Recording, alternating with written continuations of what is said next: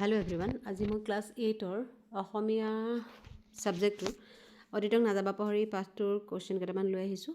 ইয়াৰ প্ৰথম কুৱেশ্যনটো হৈছে কোনবোৰ সম্পদক কলা সম্পদ বুলি কোৱা হয়। তাৰ উত্তৰটো হ'ব অতীতৰ শিল্পকলা, স্থাপত্য ভাস্কৰ্য, লিপি, মুদ্ৰা, বুৰঞ্জী প্ৰসিদ্ধ স্থান, দলিল আদি যিবিলাক সম্পদে সেই যুগৰ ঐতিহ্য, বুৰঞ্জী, বিজ্ঞান, ধৰ্ম, দৰ্শন আদি সম্ভেদ দিয়ে তেনে সম্পদবোৰকে কলা সম্পদ বুলি কোৱা হয়।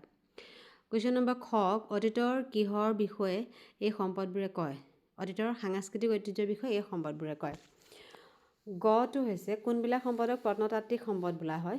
প্ৰাগৈতিহাসিক যুগৰ পৰা আৰম্ভ কৰি বৰ্তমান সময়ৰ পৰা 100 বছৰ পুৰণি সকলো সম্পদকে প্ৰত্নতাত্ত্বিক সম্পদ বুলি কোৱা হয়। ঘ কুৱেশ্যনটো হৈছে প্ৰত্নতত্ত্ব বুলিলে কি বুজা? পুৰণি কালৰ কলা সম্পদসমূহৰ অধ্যয়নৰ জৰিয়তে আমি কিহৰ বিষয়ে জানিব পাৰোঁ? ইয়াৰে উত্তৰটো হ'ব প্ৰত্নতাত্ত্বিক সম্পদসমূহৰ বিজ্ঞানসন্মত অধ্যয়নকে প্ৰত্নতত্ত্ব বোলা হয়। পুৰণি কালৰ কলা সম্পদসমূহ অধ্যয়নৰ জৰিয়তে আমি সেই সময়ৰ মানুহৰ জীৱন ধাৰণৰ প্ৰণালী, বসতি স্থান, কলা সংস্কৃতি, ধৰ্ম, দৰ্শন ইত্যাদিৰ বিষয়ে জানিব পাৰোঁ আৰু এই সম্পদসমূহে অতীতৰ সাংস্কৃতিক ঐতিহ্যৰ বিষয়ে কয়। কুৱেশ্যন নম্বৰ ঙটো হ'ল পুৰণি দ্বাৰকা নগৰৰ অৱশেষ ক'ৰ পৰা উদ্ধাৰ কৰা হৈছিল? পুৰণি দ্বাৰকা নগৰৰ অৱশেষ মাটিৰ তলৰ পৰা উদ্ধাৰ কৰা হৈছিল। সূৰ্য পাহাৰ কোন জিলাত অৱস্থিত? গোৱালপাৰা জিলাত অৱস্থিত। তেজপুৰৰ ওচৰৰ বৰা চুবুৰী গাঁৱত কি উদ্ধাৰ কৰা হৈছিল? পোৰামাটিৰ কুঁৱাৰ অৱশেষ উদ্ধাৰ কৰা হৈছিল। সূৰ্য পাহাৰৰ খনন কাৰ্যত কি উদ্ধাৰ কৰা হৈছিল? সূৰ্য পাহাৰৰ খনন কাৰ্যত শিলেৰে নিৰ্মিত বৌদ্ধ স্তূপ, জৈন ধৰ্মৰ আদি গুৰু নেমিনাথ আৰু ঋষভনাথৰ ভাস্কৰ্য, শিৱলিংগ, গণেশ আৰু আদি মূৰ্তিৰ সমাৱেশ উদ্ধাৰ হৈছিল। গোৱালপাৰা জিলাৰ পাগলাটেগত কি উদ্ধাৰ কৰা হৈছিল? পোৰামাটিৰ বৌদ্ধ স্তূপৰ বিৰল ভাস্কৰ্য উদ্ধাৰ কৰা হৈছিল। গোলাঘাটৰ জিলা বৰপথাৰ অঞ্চলৰ দুবৰণিত প্ৰাচীন অসমৰ বুৰঞ্জীৰ অন্যতম ক্ষেত্ৰ বুলি কোৱা হৈছে কিয়? বুজাই লিখা। গোলাঘাট জিলাৰ বৰপথাৰ অঞ্চলত দুবৰণিৰ আশে পাশে উদ্ধাৰ হোৱা প্ৰাচীন লিপিসমূহৰ পৰা আমি সমাজ, ধৰ্ম, সাহিত্য, ৰাজনৈতিক দিশ আদিৰ অনেক তথ্য পাওঁ। কেৱল লিপিয়েই নহয়, দুবৰণি অঞ্চলত প্ৰত্নতাত্ত্বিক খনন কাৰ্যৰ দ্বাৰা উদ্ঘাটন হোৱা প্ৰাচীন ইটাৰে নিৰ্মিত মন্দিৰৰ ভেটি, শিৱলিংগ আদিয়ে অতীতত দুবৰণি অঞ্চলত বিকাশ লাভ কৰা ভাস্কৰ্য আৰু স্থাপত্য কলাৰ ইংগিত বহন কৰিছে। সেইবাবে ইয়াক প্ৰাচীন অসমৰ বুৰঞ্জীৰ অন্যতম ক্ষেত্ৰ বুলি কোৱা হয়। গুৱাহাটী মহানগৰৰ আমবাৰী অঞ্চলৰ খনন কাৰ্যৰ দ্বাৰা কিহৰ মূৰ্তি উদ্ধাৰ কৰা হৈছিল? নটৰাজৰ মূৰ্তি উদ্ধাৰ কৰা হৈছিল। আৰু নেক্সট কুৱেশ্যন, শিৱসাগৰ জিলাৰ চৰাইদেউত আহোমৰ স্বৰ্গদেউৰ সমাধিক্ষেত্ৰ মৈদামসমূহ উদ্ধাৰ কৰা হৈছে। মৈদামসমূহত উদ্ধাৰ হোৱা সামগ্ৰীসমূহ কি কি আছিল? এই মৈদামসমূহৰ লগত কোন দেশৰ মৈদামৰ সাদৃশ্য আছে?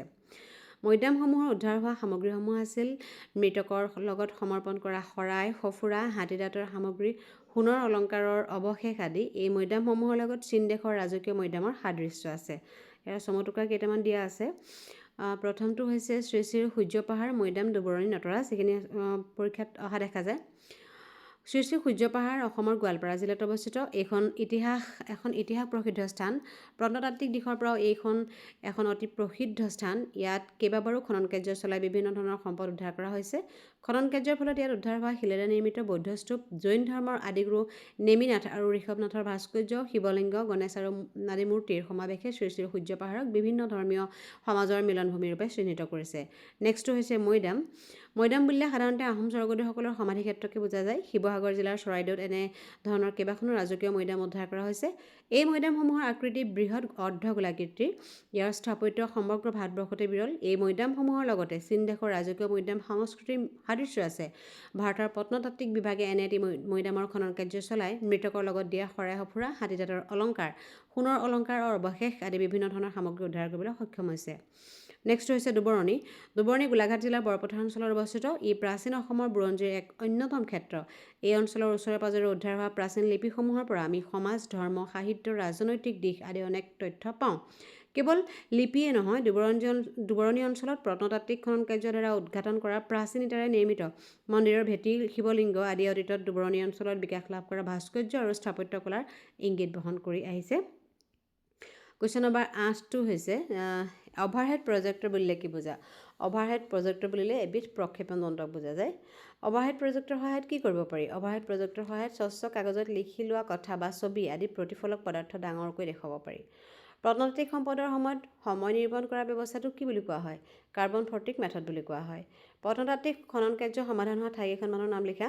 আমবাৰী, মদন কামদেৱ, দৰপৰ্বতীয়া, দুবৰণি, শ্ৰী শ্ৰী সূৰ্য পাহাৰ, নৱনাথ ইত্যাদি। অভাৰহেড প্ৰজেক্টৰ সহায়ত কি কৰিব পাৰি? অভাৰহেড প্ৰজেক্টৰ সহায়ত স্বচ্ছ কাগজত লিখি থোৱা কথা বা ছবি আদি প্ৰতিফলক পদাৰ্থ ডাঙৰকৈ দেখুৱাব পাৰি। ইতিমধ্যে আমি কৈ আহিছোঁ এইটো। প্ৰত্নতাত্ত্বিক খনন কাৰ্য সমাধা হোৱা এইটো ৰিপিট হৈ গ'ল। লিপিসমূহ অধ্যয়নে কি তথ্যৰ যোগান ধৰে? লিপিসমূহ অধ্যয়নে আমাক ৰাজনৈতিক, সামাজিক, অৰ্থনৈতিক আদি নানা তথ্যৰ যোগান ধৰে। অতীতক নাযাবা পাহৰি পাঠটোৰ প্ৰশ্নসমূহ ইমানেই আছিলে। ভিডিঅ'টো যদি ভাল পাইছা লাইক, শ্বেয়াৰ আৰু কমেণ্ট কৰি দিবা। ধন্যবাদ।